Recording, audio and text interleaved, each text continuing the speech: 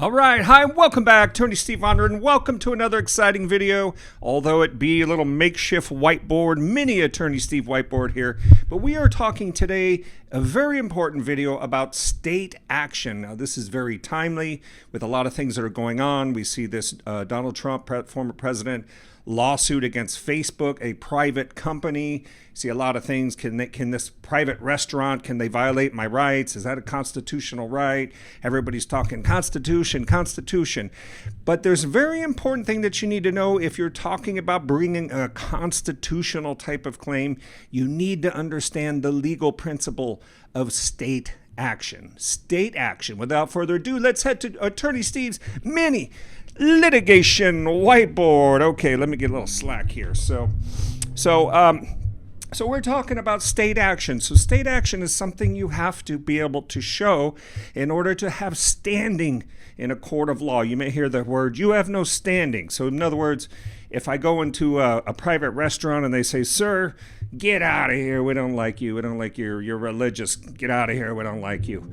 And I may say, well, you violated my constitutional rights. I said, no, I don't. Look up the Constitution, pal. There's no state action. We're a private actor. Okay, so state action is a standing requirement. Whoops, I got a new pen here.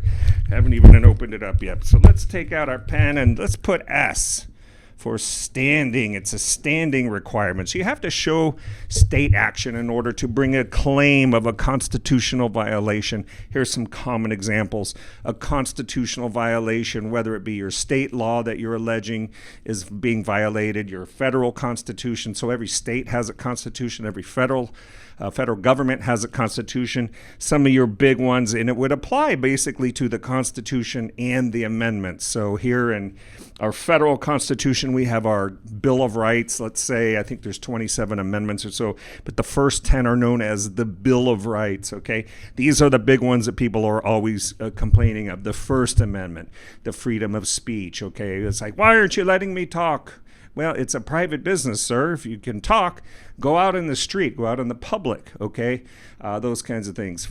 First Amendment is freedom of religion, okay? It's freedom to assemble. It's freedom of the press. Second Amendment, the freedom to bear arms, things like that. But a private actor over here, private actors can do what they want. I know this like boggles everybody's mind. How can Twitter do that? How can Facebook do that?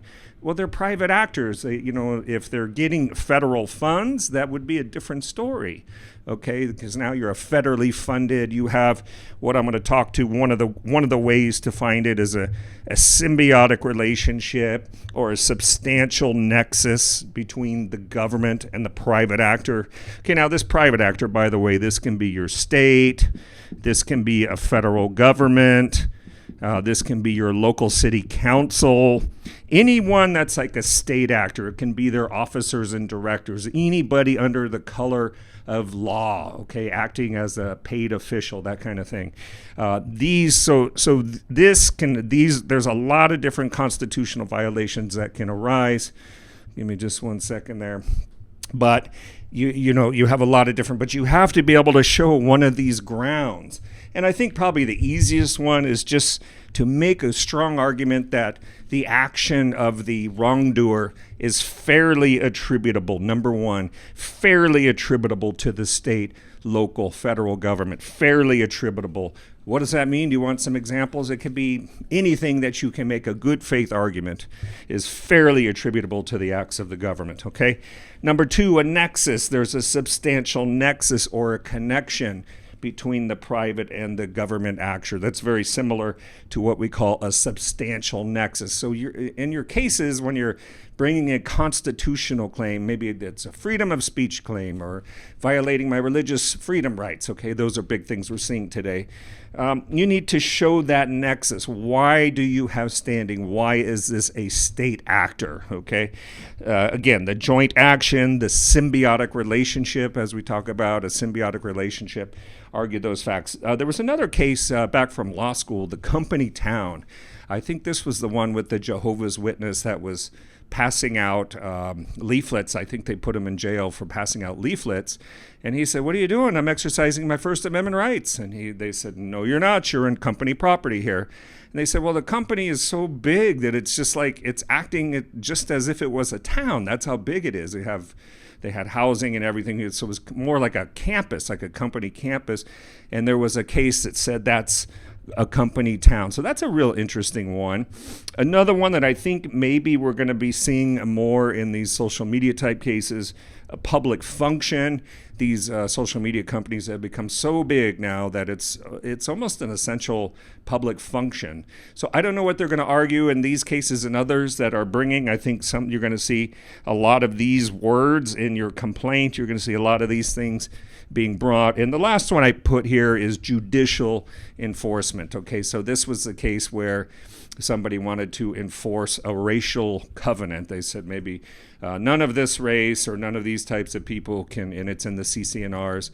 And they said, well, going to the court cannot sanction that because that's a form of state action. The courts are all paid. It's a governmental entity, your state courts, your local courts, your federal courts. So this is your basic concept of state action. And if you know this, you know more than most people know about constitutional rights. You hear people say it all the time: "Violates the Constitution, my constitutional rights." And they're in like a private grocery store or something. It's just like, it's not going to work too good. You're going to get to court. They're going to ask you about standing. You're going to try to wiggle in some facts to support these. You're going to run out of gas, and they're going to say, "Bye-bye, nice case, didn't work." So this is very timely these days. State funding, just things that are done under the color of the government, or maybe the government is leasing land and the private company is leasing government land. You go in and they're trying to discriminate against your rights. Now, I want you to bear one other thing in mind. This is your Attorney Steve tip for the day.